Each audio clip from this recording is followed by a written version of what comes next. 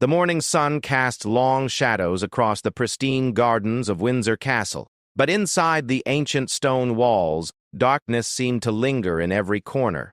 Security guard Marcus Thompson had been walking these halls for nearly 15 years, and he had learned to read the subtle signs that something was amiss. Today, those signs were everywhere. Marcus adjusted his radio as he made his rounds through the East Wing, where the family quarters were located. The castle felt different lately, charged with an electricity that made his skin crawl. Whispered conversations stopped abruptly when he appeared, and worried glances were exchanged between staff members who had served the royal family for decades. As he approached the corridor leading to the private study, Marcus heard voices coming from behind the heavy oak door. This wasn't unusual. Members of the royal family often held private meetings, but something about the tone made him pause. The voices were raised, angry, and filled with a venom he had never heard within these walls. Marcus positioned himself near a decorative alcove, hidden from view but close enough to hear clearly. He knew he shouldn't eavesdrop, but his instincts told him this was important. His hand moved instinctively to the small recording device he always carried, a habit from his days in security training, where documenting unusual incidents was standard protocol. The first voice he recognized immediately. Camilla, the queen consort, was speaking in clipped, harsh tones that contrasted sharply with her usual public demeanor.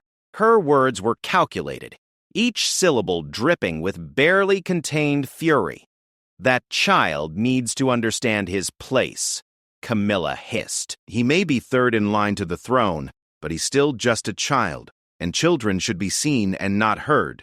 Marcus frowned. She was talking about Prince Louis, the youngest of William and Catherine's children. The boy was only 5 years old, known throughout the palace for his infectious laugh and boundless energy. What could a 5-year-old have possibly done to warrant such venom?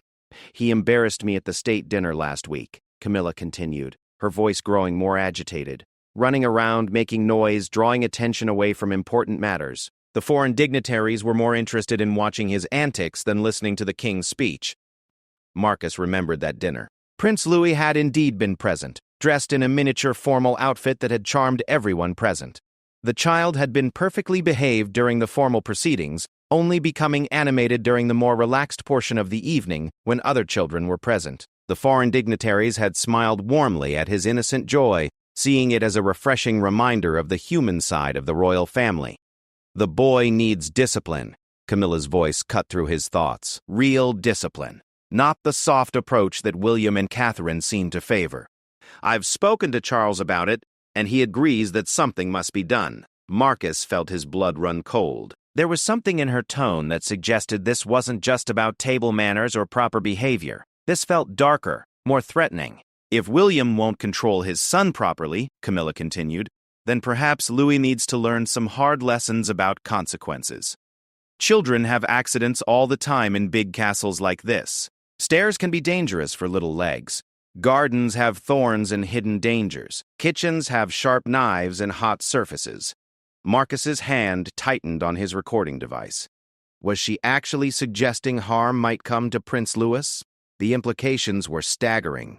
He pressed himself further into the shadows, ensuring he remained hidden while continuing to listen. "I've already spoken to some of the staff about keeping a closer eye on the boy," Camilla said with a satisfaction that made Marcus's skin crawl. "Making sure he understands that his behavior has consequences. A few bruises here and there might teach him some respect." The second voice in the room spoke up then. A man Marcus didn't immediately recognize. His accent was refined but had an edge to it that suggested he wasn't part of the usual palace circle. "Your Majesty, surely you're not suggesting actual physical harm to the prince?" the man asked, though his tone suggested he was more concerned about getting caught than about Louis's welfare. "I'm suggesting that spoiled children need to learn reality," Camilla replied sharply. "Louis gets whatever he wants, whenever he wants it. He's being raised to believe he's untouchable, that his royal blood makes him special. Someone needs to show him that even princes can fall." Marcus felt sick. He had watched Prince Louis grow from a baby into the bright, curious child he was today. The boy was kind to everyone, from the highest-ranking officials to the lowest kitchen staff. He had never shown any signs of being spoiled or entitled. If anything, William and Catherine had gone out of their way to ensure their children understood the value of kindness and humility. "What exactly are you proposing?" the unknown man asked. "Nothing that can't be explained as an accident," Camilla said with chilling casualness. "Children fall downstairs. They wander into dangerous areas where they shouldn't be. They touch things they shouldn't touch. The palace is full of antiques, some of which aren't entirely stable. A heavy vase could easily topple over if bumped by a running child." Marcus's training kicked in and he activated his recording device, ensuring it was capturing every word. This wasn't just inappropriate behavior. This was a serious threat against a member of the royal family, a child no less. "The beauty of it," Camilla continued, "is that everyone knows Louis is an active child. He runs around, explores, gets into things. No one would question an accident. And William would be devastated. Absolutely devastated. He might finally understand that actions have consequences." "Actions?" the man asked. "What actions are you referring to?" Camilla's laugh was cold and bitter. "William has been undermining my position since the moment Charles and I married. He shows me just enough respect in public to avoid scandal. But I see the way he looks at me. I hear the way he talks about me when he thinks no one is listening. He doesn't think I deserve to be queen consort. He doesn't think I belong here." Marcus had observed the dynamics between William and Camilla over the years, and while their relationship was certainly formal rather than warm, he had never seen any evidence of active undermining. William treated her with the respect due to his stepmother and the king's wife, but there was no denying that the relationship lacked the genuine affection he shared with other family members. "He's been filling Catherine's head with doubts about me too," Camilla continued. "And now the children are starting to pick up on it. Louis especially. That child looks at me like I'm some sort of intruder in his grandfather's house."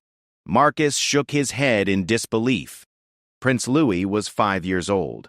His interactions with Camilla were limited and always supervised. The idea that he was capable of the kind of calculated judgment Camilla was describing was absurd. Children his age reacted to people based on how those people treated them. Nothing more complex than that. Perhaps a different approach would be more appropriate, the man suggested carefully. "Something that would address your concerns without creating unnecessary risks." "There are no unnecessary risks if it's done properly," Camilla snapped, "and it needs to be something that will have a real impact. William needs to understand that I'm not someone he can dismiss or ignore. I'm the queen consort. I'm his father's wife. I deserve respect, and if he won't give it willingly, then perhaps losing something precious to him will teach him the lesson." The conversation was interrupted by the sound of footsteps approaching from the main corridor. Marcus recognized the distinctive pattern. Quick, purposeful steps that belonged to William himself. The voices in the study immediately lowered, and Marcus could hear movement as the occupants arranged themselves into more innocent positions. William's voice carried through the door as he knocked and entered without waiting for permission, a privilege that came with his position as heir to the throne. "Camilla," William said, his tone polite but cool. "I was looking for you. We need to discuss the upcoming state visit arrangements." "Of course," Camilla replied, her voice now smooth and gracious, completely different from the venomous tone she had used moments before. "I was just finishing up here." Marcus heard chairs scraping and the sound of papers being shuffled. The unknown man was apparently being dismissed, though Marcus didn't get a good look at him as he exited the study and headed in the opposite direction. William and Camilla's conversation continued, focusing on the logistical details of hosting foreign dignitaries. Their voices remained professional and courteous, giving no hint of the dark threats that had just been made. Marcus marveled at how quickly Camilla had transformed from a woman plotting against a child into the picture of royal propriety. As the conversation wound down, Marcus carefully made his way back to his patrol route, his mind racing with the implications of what he had heard. He needed to think carefully about his next steps. Accusing the queen consort of threatening Prince Louis was not something he could do lightly. He needed evidence, and he needed to be absolutely certain of his facts. The recording device felt heavy in his pocket as he completed his rounds. The casual way Camilla had discussed potentially harming Louis replayed in his mind, each word more chilling than the last. This wasn't just palace gossip or political maneuvering. This was a direct threat against a child's safety. Marcus had served in the military before joining the palace security team, and he had seen enough violence to recognize the real thing when he heard it. Camilla's tone hadn't been that of someone making idle threats or venting frustration. She had spoken with the calm calculation of someone who had given serious thought to her plans. As he walked through the family wing, Marcus passed the nursery where Prince Louis spent his mornings with his tutors.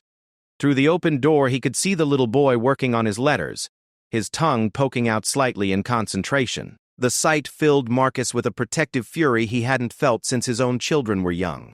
Louis looked up as Marcus passed, offering the bright smile that had charmed the world since his first public appearances.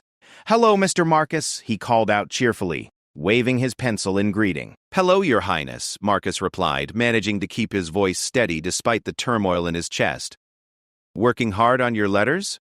"I'm writing my name," Louis announced proudly, holding up a paper covered in careful wobbly letters. "Mama says if I practice every day, I'll be able to write stories like her when I'm bigger." The innocence in the child's voice nearly broke Marcus's heart. Louis had no idea that someone in his own family was plotting against him. He lived in a world where adults were there to protect and nurture him, where his biggest concerns were mastering his letters and deciding which toy to play with next. "That's wonderful, Your Highness," Marcus said, forcing enthusiasm into his voice. "I'm sure your mama is very proud of you." As he continued his patrol, Marcus began formulating a plan. The police opposed a central police. Their politicus could not descend any morally on its weight against a special community, but it was an observable but between police. Prince Louis was in real danger, and as a member of the security team, protecting him was Marcus's sworn duty. His first instinct was to go directly to William with the recording, but he hesitated. The Prince of Wales was known for his protective nature when it came his children, and hearing Camilla's threats might provoke a reaction that could destabilize the entire royal family. There had to be a more measured approach, something that would ensure Louis's safety without creating a constitutional crisis. Marcus considered approaching Catherine instead. The Princess of Wales had always struck him as level-headed and practical, someone who could handle shocking news without losing her composure. She was also Louis's mother, and she had every right to know that her son might be in danger. But as Marcus thought about it more, he realized that approaching either parent might not be the best initial strategy. They would want to confront Camilla immediately, and if she suspected she was being watched or recorded, she might become more careful, making it harder to prove her intentions. No, Marcus decided he needed more evidence first. He needed to document a pattern of behavior that would be impossible to dismiss or explain away. The recording he had was damning, but a good lawyer might be able to argue that it was taken out of context or misinterpreted.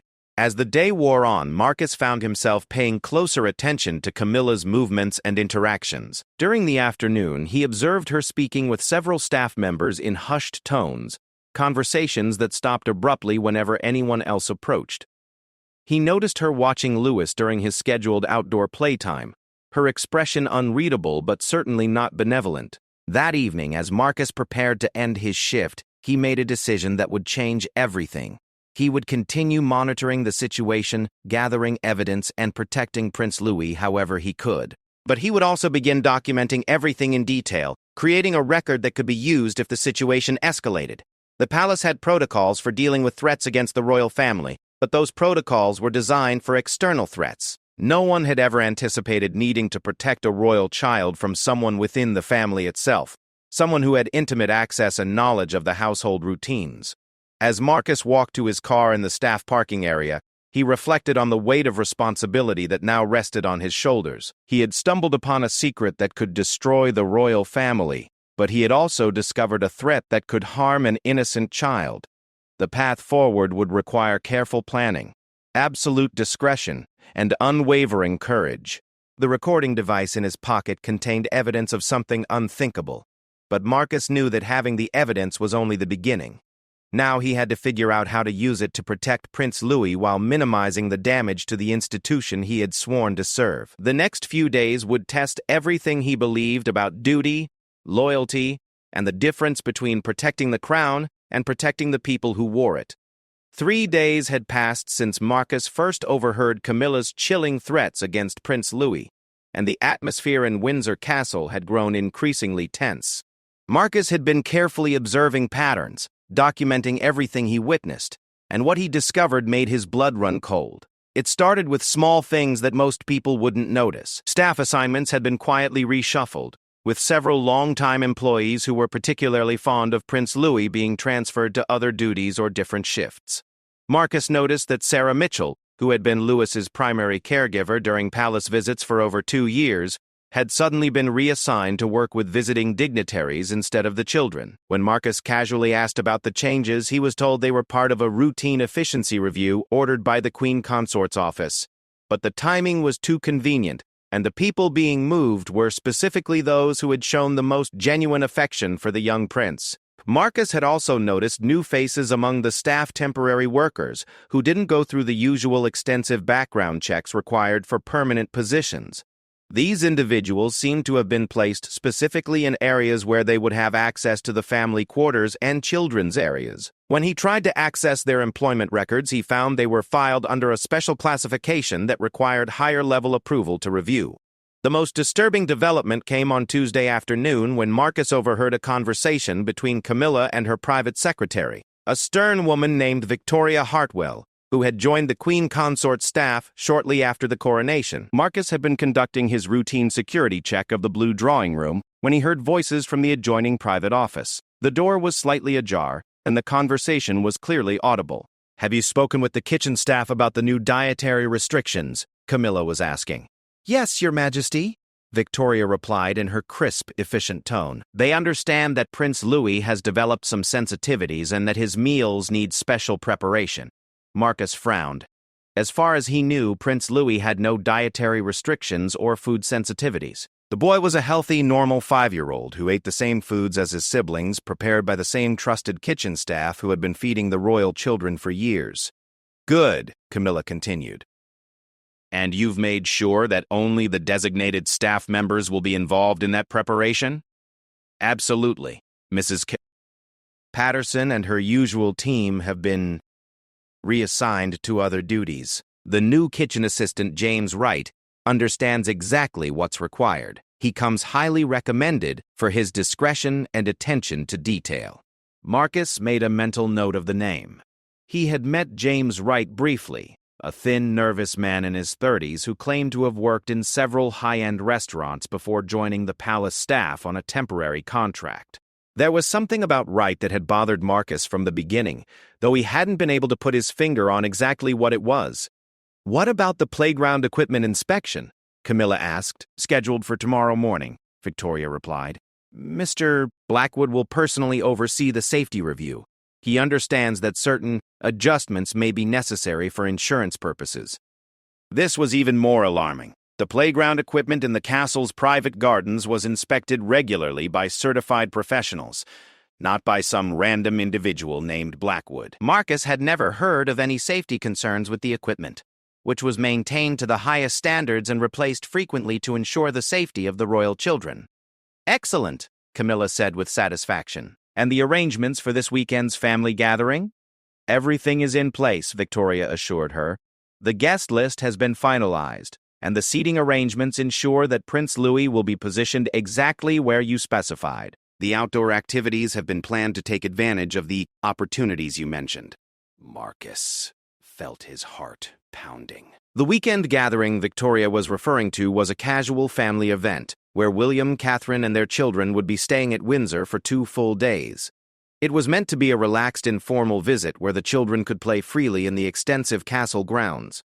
But Camilla's planning suggested that Louis's freedom would be anything but safe.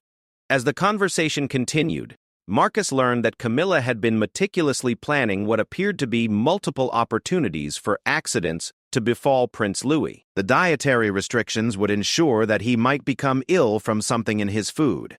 The playground inspection would create equipment failures that could cause falls or injuries. The seating arrangements and activities would position Louis in locations where he would be vulnerable and away from his parents' direct supervision. The level of detail in the planning was staggering and terrifying. This wasn't the impulsive threat of someone in an angry moment. This was a carefully orchestrated campaign against a 5-year-old child. "One more thing," Camilla said as the conversation began to wind down. I want to make sure we have adequate documentation of any incidents that might occur. Security cameras, witness statements, medical evaluations, everything properly recorded to ensure there are no questions about what happened.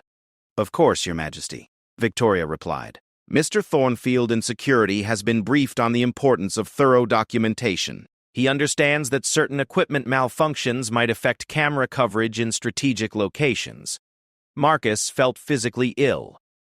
Thornfield was a newer member of the security team, someone Marcus didn't know well but who had been asking a lot of questions about camera positions and recording schedules.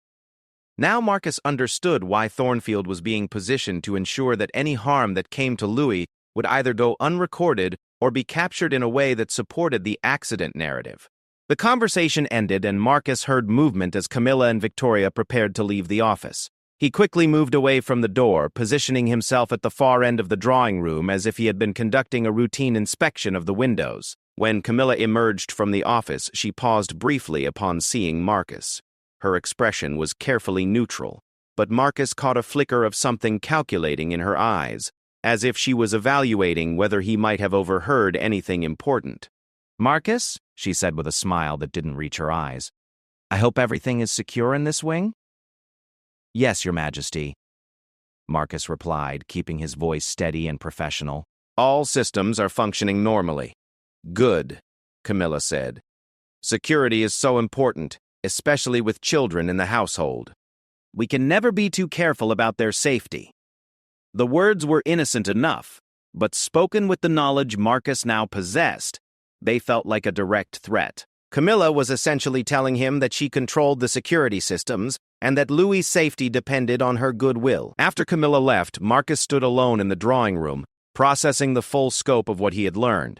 This wasn't just about Camilla's personal animosity toward Louis or her desire to hurt William emotionally. This was a systematic plot involving multiple staff members, security personnel, and detailed advance planning. The resources being brought to bear against a 5-year-old child were staggering. Marcus realized he was now in an impossible position. The threat to Louis was immediate and escalating, with the weekend gathering apparently serving as the primary opportunity for something terrible to happen. But the level of planning and the number of people involved suggested that Camilla had significant support within the palace hierarchy. If he went directly to William or Catherine now, he would be making accusations against the Queen Consort that would trigger a massive investigation and potentially bring down the monarchy itself. But if he didn't act, Prince Louis could be seriously injured or worse within a matter of days. Marcus made a decision that went against every instinct of his military training, but felt necessary given the circumstances. He would try to prevent the weekend gathering from happening at all, buying time to gather more evidence and figure out a way to expose the plot without destroying the royal family. That evening, Marcus carefully reviewed the duty rosters for the upcoming weekend. He identified which staff members were involved in Camilla's plot and began developing a strategy to counter their plans. If he couldn't prevent the gathering entirely, he could at least ensure that Louis was never alone with any of the compromised staff members. The next morning brought new challenges when Marcus discovered that his own duty assignments had been changed. Instead of working his usual shifts in the family quarters, he had been assigned to patrol the outer perimeter of the castle grounds, a position that would keep him far away from Louis during the critical weekend period. When Marcus questioned the change, he was told it came directly from the senior security office and was related to a special security assessment being conducted during the royal visit. The explanation was plausible enough on the surface, but Marcus knew it was really about removing him from a position where he could interfere with Camilla's plans. This confirmed his worst fears. Camilla's reach extended high into the security hierarchy, and she had identified Marcus as a potential obstacle to be neutralized. The fact that she had moved against him so quickly suggested that she suspected he knew something, even if she wasn't certain exactly how much he had learned. Marcus spent that day carefully observing the preparations for the weekend gathering. The kitchen staff was being reorganized exactly as Camilla had discussed, with trusted longtime employees being replaced by newer staff members whose loyalty was questionable. The playground equipment was indeed being inspected by a contractor Marcus had never seen before, a man who seemed more interested in loosening bolts than tightening them. Most alarmingly, Marcus noticed that several of the security cameras in the children's areas were showing maintenance tags, indicating they would be offline for routine updates during the weekend. The timing was too convenient to be coincidental. These cameras were specifically positioned to monitor the areas where Louis typically played. By Thursday afternoon, Marcus realized he was running out of time and options. The weekend gathering was less than 48 hours away, and every hour that passed saw new elements of Camilla's plan falling into place. He needed help, but he wasn't sure who he could trust within the palace hierarchy. Marcus decided to take a calculated risk. He reached out to Detective Inspector Sarah Chen, a specialist in royal protection who worked with Scotland Yard's Special Operations Unit. Marcus had worked with Chen on previous security matters, and he trusted her discretion and professionalism. Chen agreed to meet Marcus at a small pub near Windsor, far from palace grounds and away from any potential surveillance. When Marcus explained what he had discovered, Chen's reaction was everything he had hoped for. She took the threat seriously while understanding the delicate political implications. "You're absolutely right to bring this to me," Chen said after reviewing the recordings and documentation Marcus had prepared. "But we need to be very careful about how we proceed. Accusations against the Queen Consort require an extraordinary level of evidence, and we need to ensure Prince Louis's safety while we investigate."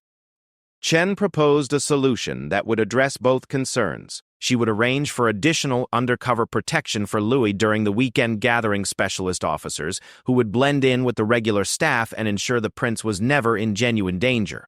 Meanwhile, they would use the weekend as an opportunity to gather more concrete evidence of Camilla's plot, potentially catching the conspirators in the act.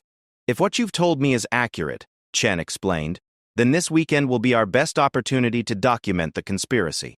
We'll be watching everything, recording everything, and prepared to intervene at the first sign of actual danger to Prince Louis." Marcus felt a weight lift from his shoulders for the first time in days. He wasn't alone anymore, and Louis would have professional protection even if Marcus couldn't be there directly. But Chen's final words reminded him that the situation was far from resolved. "You need to understand," she said seriously, "that once we start this investigation, there's no going back. If we're right about what Camilla is planning, the implications for the royal family will be catastrophic. If we're wrong or if we can't prove it definitively, your career and reputation will be destroyed." Marcus looked at Chen steadily.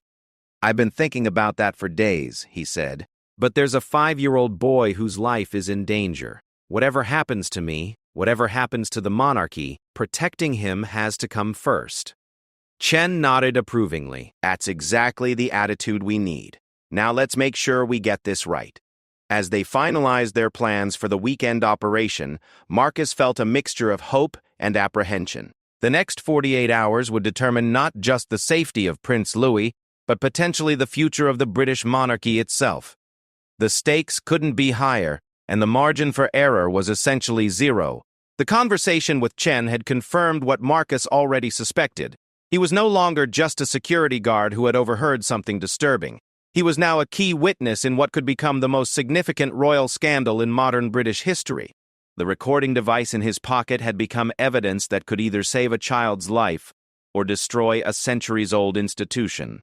As Marcus drove back to Windsor Castle that evening, he steeled himself for what lay ahead. Tomorrow would bring the final preparations for the weekend gathering, and he would need to maintain his cover while secretly coordinating with Chen's undercover team.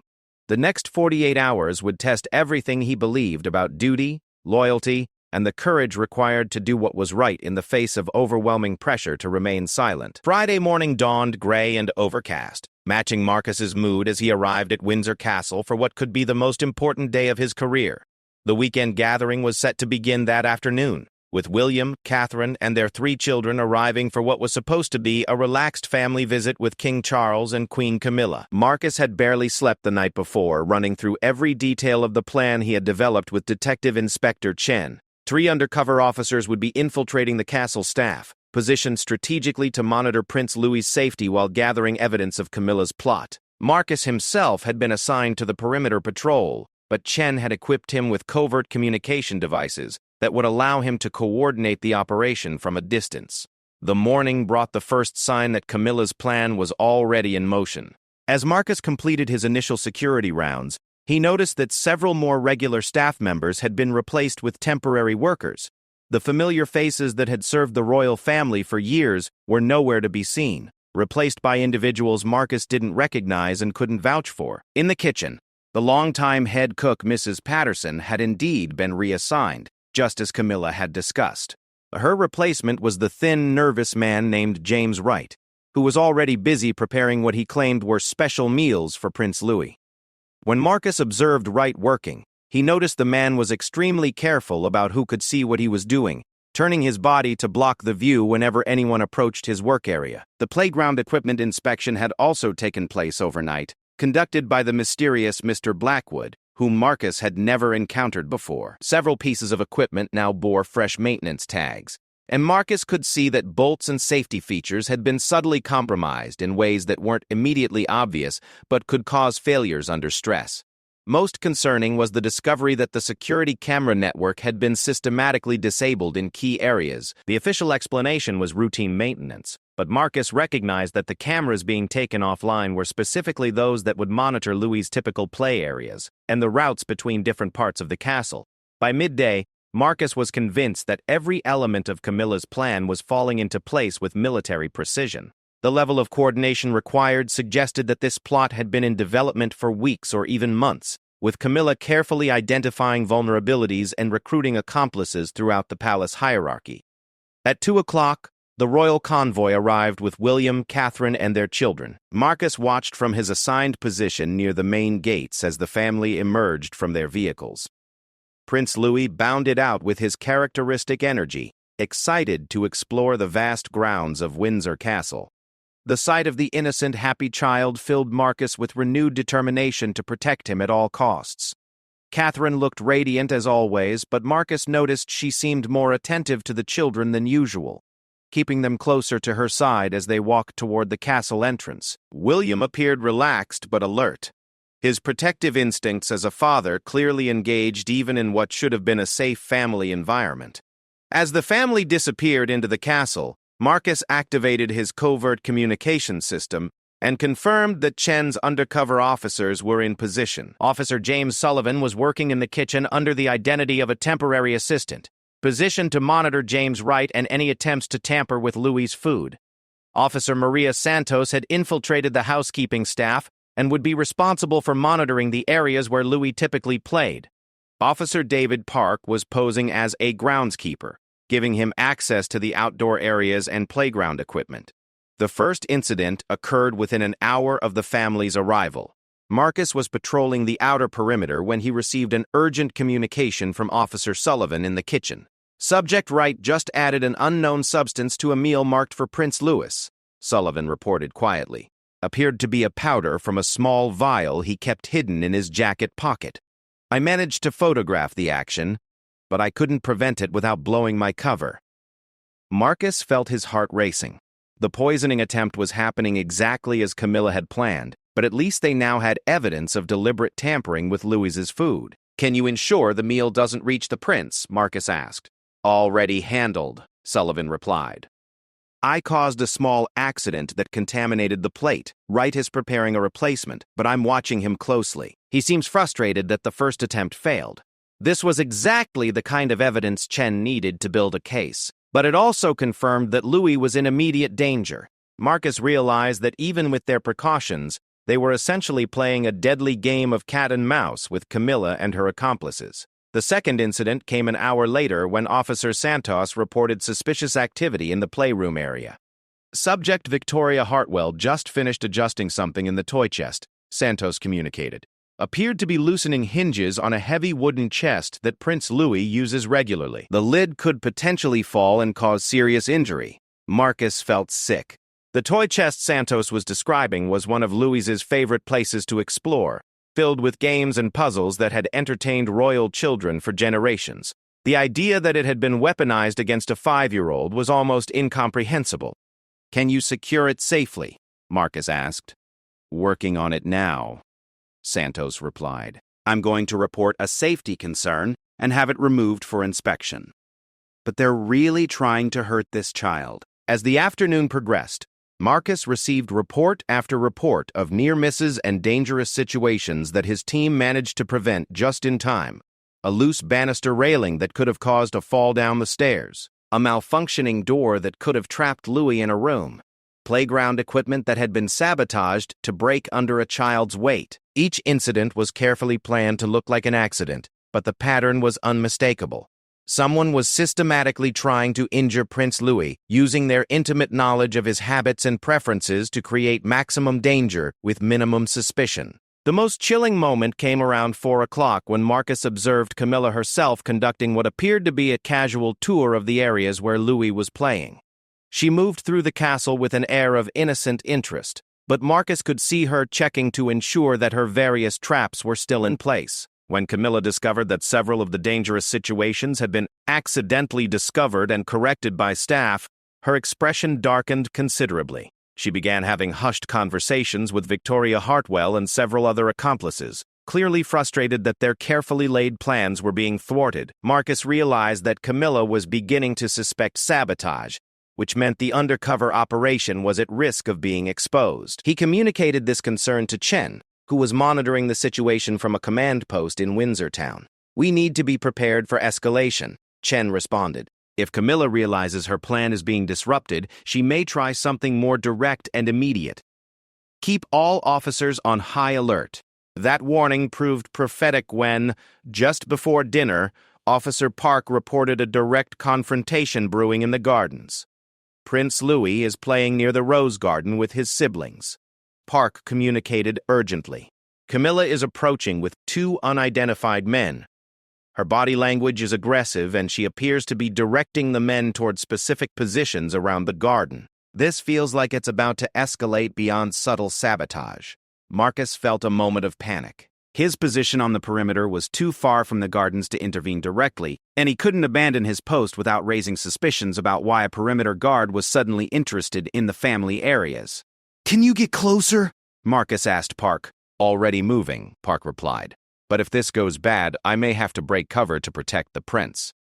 The next few minutes were the longest of Marcus's life as he waited for updates from the garden. He could hear the sound of children playing in the distance, including Louis's distinctive laugh, but he couldn't see what was happening or whether the boy was in immediate danger. Finally, Park's voice crackled through the communication system with an update that made Marcus's blood run cold. "Camilla just sent the 2 men to different positions around the garden perimeter," Park reported. "She's now approaching Prince Louis directly while his siblings are distracted by a game. The men appear to be blocking potential escape routes. This is definitely a coordinated action." Marcus realized that all the subtle attempts had been preparation for this moment, a direct confrontation where Camilla would either harm Louis herself or create a situation where her accomplices could do so while she provided an alibi. "I'm moving in," Park announced. "I can't let this happen." "Wait," Marcus said urgently. "We need William and Catherine to see this. If Camilla is confronted without witnesses, she'll deny everything and the evidence won't be enough to prove intent." Marcus activated an emergency protocol that Chen had established, sending a coded message that would bring William and Catherine to the gardens immediately under the pretense of a routine security check. If they arrived to find Camilla threatening their son, the confrontation would be witnessed by the people who mattered most. The plan worked perfectly. Within minutes, Marcus could see William and Catherine walking quickly toward the Rose Garden, their expressions alert and concerned. They arrived just as Camilla was positioning herself near Louis, who was playing happily with a collection of small garden tools that someone had left conveniently within reach. What happened next exceeded even Marcus's worst expectations. As William and Catherine approached, Camilla suddenly grabbed Louis by the arm, pulling him roughly toward one of the stone garden walls. Her accomplices moved to block the parents' view while Camilla began what appeared to be a harsh scolding of the 5-year-old boy. But Louis's reaction was not what Camilla expected. Instead of being intimidated or frightened, the child pulled away from her and ran directly toward his parents, calling out loudly about the mean lady who had grabbed him. William's face went white with fury as he scooped up his son and turned to confront Camilla. Catherine immediately began checking Louis for injuries while demanding to know what was happening. Marcus could see Camilla struggling to explain the situation, her carefully planned scenario falling apart in the face of an actual confrontation with the child's parents. Her accomplices began backing away, realizing that their cover had been blown and that they were now witnesses to an incident that could end their careers. This was the moment Marcus had been waiting for. The opportunity to reveal what he knew while ensuring that Louis was safe and his parents were present to hear the truth. He activated his communication system one final time. "All officers maintain positions and prepare to document everything," he instructed. "I'm moving in to make contact with Prince William. It's time to end this." As Marcus left his assigned position and headed toward the rose garden, he felt the weight of the recording device in his pocket, and the knowledge that the next few minutes would change everything. The evidence he carried could destroy the monarchy, but it could also save an innocent child's life. The confrontation he was about to initiate would require him to reveal not just what he had overheard, but the entire scope of the investigation he had conducted with Detective Inspector Chen. There would be no going back, no way to undo the accusations he was about to make. But as Marcus approached the garden where Prince Louis was now safely in his father's arms, he felt no doubt about his decision. Some things were more important than protocol, more important than careers, and more important than protecting institutions.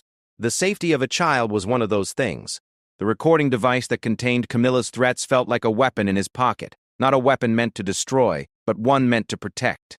In a few moments, Marcus would have to find the courage to use it. Marcus approached the rose garden with his heart pounding, knowing that every step took him closer to a moment that would either validate his actions or destroy his life. As he drew nearer, he could see the tension in the scene unfolding before him.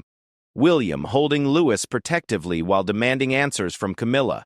Catherine kneeling beside her son checking for injuries. And Camilla herself looking increasingly desperate as her carefully constructed facade began to crumble. The two unidentified men who had been positioning themselves around the garden were now trying to blend back into the landscape, but Officer Park was shadowing them carefully, ensuring they couldn't disappear entirely. The whole situation had the feeling of a conspiracy coming apart in real time. "Your Royal Highness," Marcus called out as he approached, using the formal address that protocol demanded even in extraordinary circumstances. "I need to speak with you immediately about a serious security matter concerning Prince Louis." William turned at the sound of Marcus's voice, his expression shifting from anger at Camilla to confusion about why a perimeter guard was abandoning his post. "Marcus," William said, recognizing him immediately. "What's the nature of this security matter?" Marcus took a deep breath, knowing that his next words would cross a line from which there could be no return. "Sir, I have evidence that there has been a coordinated plot to harm Prince Louis. I have recordings of plans to cause injuries to the prince that would appear to be accidents." The garden fell completely silent. Camilla's face went pale, then flushed red with what appeared to be genuine shock at being directly accused. Victoria Hartwell, who had been standing discreetly nearby, took an involuntary step backward, as if trying to distance herself from the unfolding situation. "That's absolutely preposterous," Camilla said, her voice shaky but attempting to project outrage. "How dare you make such an accusation against the Queen Consort?" This is clearly some sort of misunderstanding or malicious gossip. William's expression had grown very serious as he processed Marcus's words. As a former military officer himself, William understood the weight of such an accusation, and the fact that a seasoned security professional wouldn't make it lightly. "Marcus," William said carefully, "these are extremely serious allegations. Do you have concrete evidence to support what you're saying?" Marcus reached into his pocket and withdrew the recording device, his hands steady despite the magnitude of the moment. "Yes, sir. I have recordings of specific conversations detailing plans to harm Prince Louis. I also have documentation of sabotaged equipment, compromised food preparation, and coordinated efforts to place the prince in dangerous situations." Catherine, who had been listening in growing horror, stood up and moved closer to William and Louis. "What kind of dangers?" she asked, her voice tight with controlled anger. "Poisoned food, sabotaged playground equipment, compromised safety features throughout the castle," Marcus replied, watching as Camilla's expression shifted from outrage to something approaching panic. "There have been multiple attempts just this afternoon, all prevented by covert security measures we put in place." Camilla found her voice again, but it lacked the commanding authority she usually projected. "This is absolutely ridiculous. Why would I possibly want to harm Louis? He's my step-grandson. This guard is clearly having some sort of breakdown or trying to create drama for his own purposes." William studied Camilla's face carefully, his training in reading people serving him well in this critical moment. "Then you won't object to hearing these recordings," he said evenly. "If they don't contain what Marcus claims, It will be easy enough to clear this up."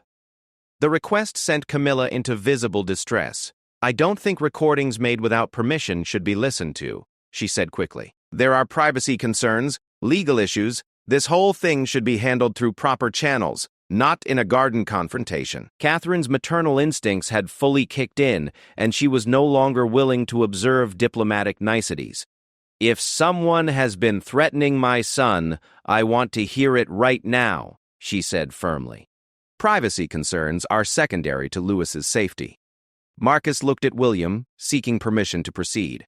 When the Prince of Wales nodded, Marcus activated the recording device and began playing the conversation he had captured days earlier. Camilla's voice emerged clearly from the small speaker. "That child needs to understand his place. He may be third in line to the throne, but he's still just a child, and children should be seen and not heard." The words hung in the air like a physical presence, and Marcus could see the immediate impact they had on both parents. Catherine's face went white with shock, while William's expression hardened into something Marcus had never seen before, a cold, controlled fury that was far more dangerous than any explosion of anger. As the recording continued, detailing Camilla's plans for accidents involving stairs, gardens, kitchens, and antique furniture, the assembled group listened in stunned silence. Even Victoria Hartwell appeared genuinely shocked, suggesting that she hadn't been privy to the full scope of Camilla's intentions. The most damning moment came when Camilla's recorded voice discussed the upcoming weekend gathering with chilling calculation. "Nothing that can't be explained as an accident. Children fall downstairs. They wander into dangerous areas where they shouldn't be. They touch things they shouldn't touch."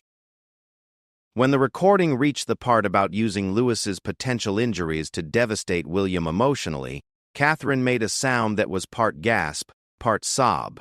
She immediately pulled Louis closer, as if she could retroactively protect him from threats he had unknowingly faced. Louis, who had been playing quietly with a small toy while the adults talked, looked up at his mother with concern. "Mama, why are you sad?" he asked innocently, completely unaware that the conversation around him concerned his own safety. "I'm not sad, darling," Catherine managed to say, her voice carefully controlled. "I'm just making sure you're safe." When the recording finally ended, the silence in the garden was deafening. Camilla stood frozen, her face cycling through expressions of disbelief, anger, and what might have been genuine remorse. Victoria Hartwell had moved several steps away, clearly trying to distance herself from her employer's actions. William was the first to speak, and his voice carried a tone that Marcus had never heard from any member of the royal family. Raw, unfiltered emotion barely held in check by years of diplomatic training. "How long has this been going on?" William asked Marcus, his eyes never leaving Camilla's face. "I first became aware of the threat 4 days ago," Marcus replied. "But based on what I've observed, the planning appears to have been in progress for several weeks, possibly months. And you've prevented actual attempts on Lewis's safety today?" Catherine asked. Marcus nodded. "Multiple attempts. Poisoned food, sabotaged equipment, compromised safety features. We had undercover officers in place to monitor and prevent any actual harm to Prince Louis." William turned his attention to Camilla, and Marcus could see the Prince of Wales struggling to process the fact that someone he had called family for years had been actively plotting against his child. "Is there anything you want to say?" William asked Camilla, his tone suggesting that this might be her only opportunity to explain herself. Camilla looked around the garden as if seeking escape, but finding none, she seemed to deflate slightly. "You don't understand the pressure I've been under," she said, her voice barely above a whisper. "The constant scrutiny, the comparisons to Diana, the feeling that I'm never good enough for this family." "So you decided to take it out on a 5-year-old child?" Catherine asked, her voice sharp with disbelief. "I never intended for him to be seriously hurt," Camilla said, though the words sounded hollow even to her own ears. I wanted William to understand what it feels like to be vulnerable, to have something precious at risk." The admission sent William into a rage that he could barely contain. "You wanted me to understand vulnerability by threatening my son? A child who has never done anything to harm you, who doesn't even understand the adult politics you're angry about?" Marcus watched the confrontation unfold, realizing that he was witnessing a moment that would reshape the royal family forever. The recordings had provided the evidence, but this garden confrontation was delivering the emotional truth that would make any reconciliation impossible. Detective Inspector Chen's voice crackled through Marcus's hidden communication device, reminding him that there were still practical matters to address. "We need to secure all the evidence and take statements from the accomplices before they have a chance to coordinate their stories," Chen advised. Marcus stepped forward slightly, drawing William's attention. "Your Royal Highness, there are other individuals involved in this plot who need to be questioned. We have identified staff members who were actively participating in the attempts to harm Prince Louis." William nodded grimly. "Do whatever you need to do. I want everyone involved identified and held accountable." As if summoned by William's words, Detective Inspector Chen appeared at the garden entrance with several plainclothes officers. Her timing was perfect, arriving just as the confrontation reached its climax, with all the key players present and the evidence clearly established. "Your Royal Highness," Chen said formally as she approached. "I'm Detective Inspector Sarah Chen with Scotland Yard's Special Operations Unit. We've been investigating threats against Prince Louis in coordination with Marcus Thompson. We're prepared to take formal statements and secure all evidence related to this matter." The sight of Chen and her officers seemed to finally drive home to Camilla the full scope of the situation she now faced. This wasn't just a family disagreement that could be resolved privately. This was a criminal investigation that would have consequences far beyond the royal family. "This is going to destroy everything," Camilla said, more to herself than to anyone else. "The monarchy, the family, everything Charles has worked for." William's response was immediate and uncompromising. "You should have thought about that before you started plotting against a child." As Chen's officers began the process of securing the scene and preparing to take formal statements, Marcus felt a complex mixture of relief and apprehension. The immediate threat to Prince Louis had been neutralized, and the evidence was overwhelming.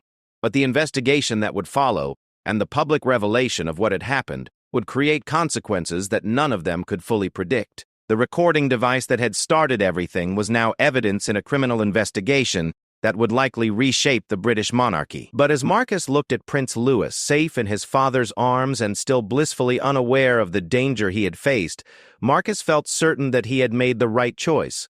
Sometimes protecting the innocent required destroying the powerful, and Marcus had no regrets about crossing that line. The confrontation in the Rose Garden had revealed the truth, but the real reckoning was still to come. 3 weeks after the confrontation in the Rose Garden, Marcus Thompson sat in a secure briefing room at Scotland Yard, reviewing the final details of what had become known internally as Operation Safeguard. The investigation that began with his overheard conversation had grown into one of the most sensitive criminal cases in modern British history, with implications that reached far beyond the individuals directly involved.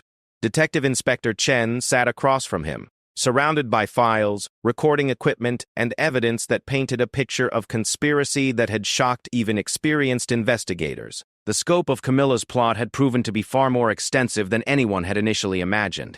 "The final count is staggering," Chen said, reviewing her notes. "We've identified 17 palace staff members who were either actively involved in the conspiracy or had knowledge of plans to harm Prince Louis. The level of coordination required suggests this was being planned for at least 6 months, possibly longer." Marcus shook his head in continued disbelief. Even after weeks of investigation, the extent of the plot against a 5-year-old child seemed almost incomprehensible. "What about the staff members who were transferred or reassigned in the weeks leading up to the weekend gathering?" "Many of them had no idea why they were being moved," Chen replied. "They were told it was for routine efficiency improvements or security upgrades. But we've confirmed that the transfers specifically targeted staff members who had shown particular fondness for Prince Louis, or who had been with the family long enough to notice unusual changes in routine."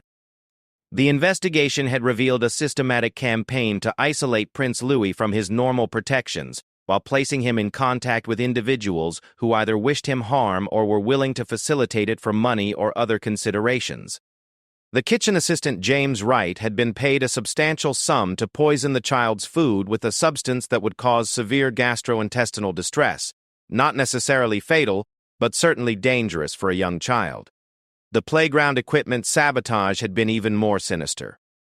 Mr. Blackwood, the mysterious contractor who had conducted the safety inspection, was actually a professional specializing in making equipment failures look accidental. His modifications to the playground equipment would have caused serious injuries while appearing to be the result of normal wear and tear. What's most disturbing, Chen continued, is how Camilla recruited these people. She didn't just offer money, she convinced them that they were protecting the monarchy from what she described as a spoiled, disruptive child who was damaging the family's reputation. Marcus had heard some of these recruitment pitches during the investigation. Camilla had been extraordinarily manipulative, presenting her campaign against Louis as a necessary intervention to save the royal family from embarrassment. She had convinced several staff members that they were performing a patriotic duty by helping to discipline a child who was supposedly out of control. The reality, which Marcus had observed firsthand over years of palace service, was that Prince Louis was a perfectly normal 5-year-old, energetic and curious, but well-behaved and kind to everyone around him. Camilla's portrayal of him as a problem child was entirely fabricated, designed to justify actions that were fundamentally about her own psychological issues rather than any real concerns about Louis's behavior. "Have we determined what triggered this level of animosity toward Louis specifically?" Marcus asked. Chen consulted another file. According to the psychological evaluation, it appears to stem from several factors. Camilla felt that Louis received more positive attention from King Charles than she did, particularly during public events. She also believed that Louis's popularity with the public was somehow diminishing her own status as queen consort. The psychological profile painted a picture of someone whose sense of self-worth was entirely dependent on external validation and who saw a 5-year-old child as a competitor for that validation. It was a level of insecurity and narcissism that had ultimately led to criminal behavior. "What about the security failures?" Marcus asked. "How was she able to compromise so many systems?" "That's the most troubling aspect," Chen admitted. Camilla had cultivated relationships with key security personnel over months, gradually gaining influence over staffing decisions and security protocols. She was able to position her allies in crucial roles while marginalizing people who might have noticed or questioned her activities. Marcus thought about Thornfield, the security officer who had been briefed on ensuring camera malfunctions in strategic locations. The man had genuinely believed he was following legitimate orders from higher authority, not realizing he was facilitating a plot against a member of the royal family. "The good news," Chen continued, "is that these security vulnerabilities have been completely overhauled. New protocols are in place to prevent any single individual from having the kind of influence Camilla was able to accumulate." The conversation was interrupted by a knock on the briefing room door. A junior officer entered with a message that Marcus had been expecting, but still dreaded receiving. "The palace has confirmed that the king wishes to meet with Mr. Thompson this afternoon," the officer reported. "The meeting is scheduled for 3 o'clock in the king's private study." Marcus felt his stomach tighten. This would be his first face-to-face encounter with King Charles since the investigation began, and he had no idea what to expect. The king's wife had been arrested on charges related to conspiracy to harm a member of the royal family, and Marcus was the person whose actions had initiated the investigation that brought her down. "Are you prepared for this?" Chen asked with concern. "As prepared as anyone can be for telling a king that his wife tried to murder his grandson," Marcus replied with grim humor. The drive from Scotland Yard back to Windsor Castle felt surreal. Marcus had made this journey countless times over the years, but never under circumstances like these. The familiar landmarks and countryside seemed different somehow, as if the events of the past month had changed his perspective on everything associated with the royal family. As Marcus approached the castle, he was struck by how normal everything appeared on the surface. Tourists still gathered at the gates hoping for a glimpse of royalty. The guards still maintained their ceremonial posts, and the ancient building itself seemed unchanged by the drama that had unfolded within its walls. But Marcus knew that beneath this surface normalcy, everything had changed. The investigation had sent shockwaves through the entire palace hierarchy, leading to resignations, transfers, and a complete restructuring of security protocols.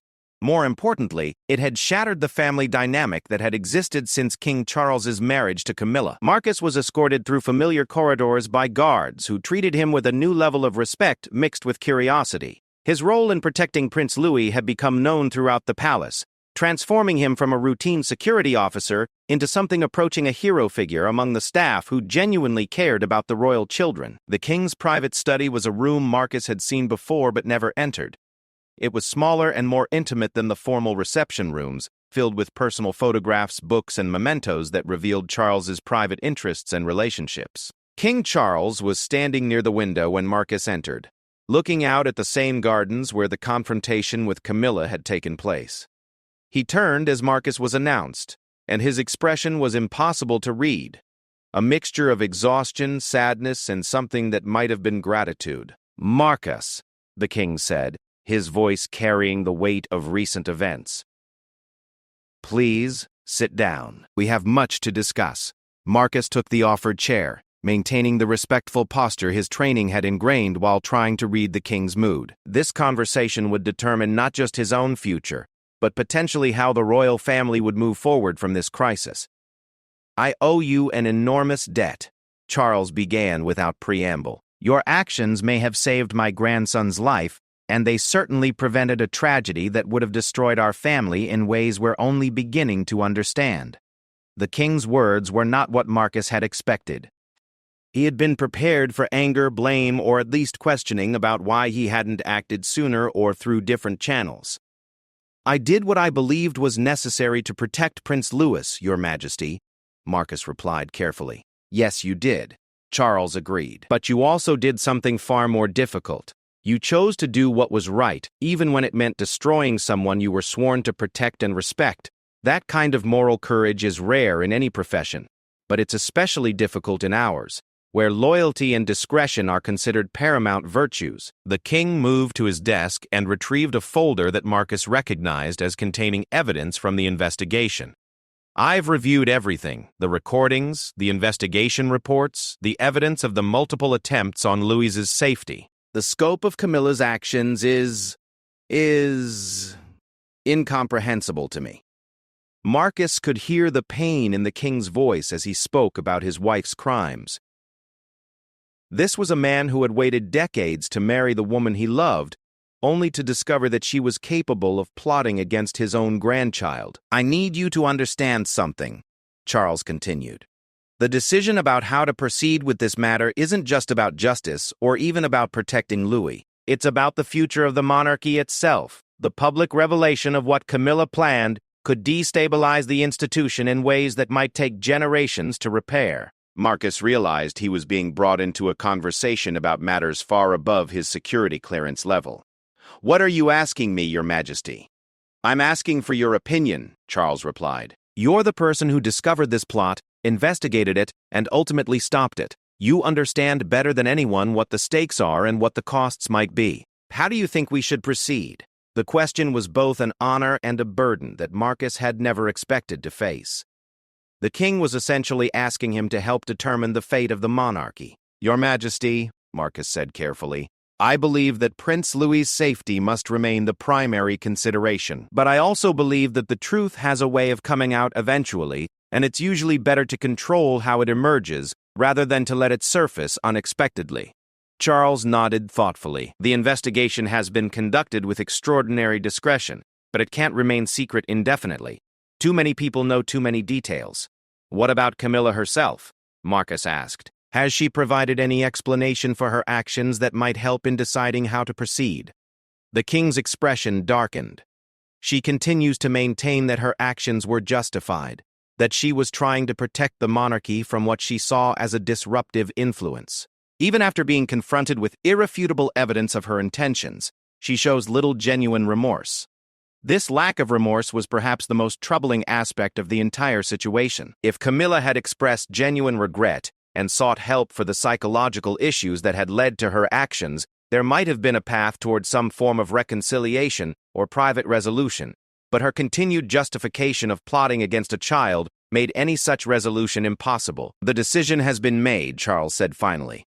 "Camilla will be formally charged with conspiracy and related crimes. The palace will cooperate fully with the prosecution. The marriage is over, and she will never again have any role in royal life or any access to the royal children." The words carried a finality that marked the end of a chapter in royal history that had begun with so much hope and promise. As for you, Marcus, the king continued, your actions have demonstrated exactly the kind of character and judgment we need in positions of responsibility. I'm offering you a promotion to head of personal protection for the Wales family children. If you accept, you'll be directly responsible for ensuring that nothing like this ever happens again. Marcus felt overwhelmed by the offer. It represented not just professional advancement, but a vote of confidence that his decisions during the crisis had been correct. More importantly, it would allow him to continue protecting Prince Louis and his siblings. I'm honored by your confidence, Your Majesty, Marcus replied. I accept the position. As Marcus left the king's study an hour later, he reflected on the extraordinary journey that had begun with an overheard conversation and ended with the transformation of his entire life. The recording device that had captured Camilla's threats was now evidence in a criminal case that would reshape the royal family. But its most important accomplishment was ensuring that Prince Louis remained safe. Walking through the castle corridors toward his new office, Marcus encountered Prince Louis himself, running ahead of his nanny with his characteristic boundless energy. The boy spotted Marcus and ran over with a bright smile. "Mr. Marcus!"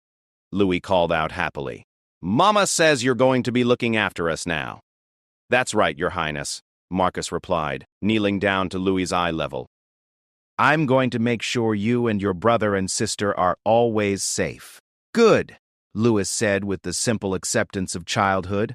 "I like you. You're nice." As Marcus watched the prince run back to his nanny, continuing on to whatever adventure awaited him, he felt a deep satisfaction that transcended career advancement or royal recognition. He had done his job in the most fundamental sense. He had protected an innocent child from those who wished him harm. The recording that had started everything was now locked away as evidence, but its echo would continue to resonate through the corridors of power for years to come. Marcus Thompson, a security guard who chose to speak truth to power, had changed the course of history by refusing to let a conspiracy of silence protect those who would harm the innocent. In the end, the most powerful person in Britain had been brought down not by political opponents or public scandal, but by a palace security guard who understood that some things are more important than loyalty to authority, like protecting a child who just wanted to play safely in his grandfather's gardens.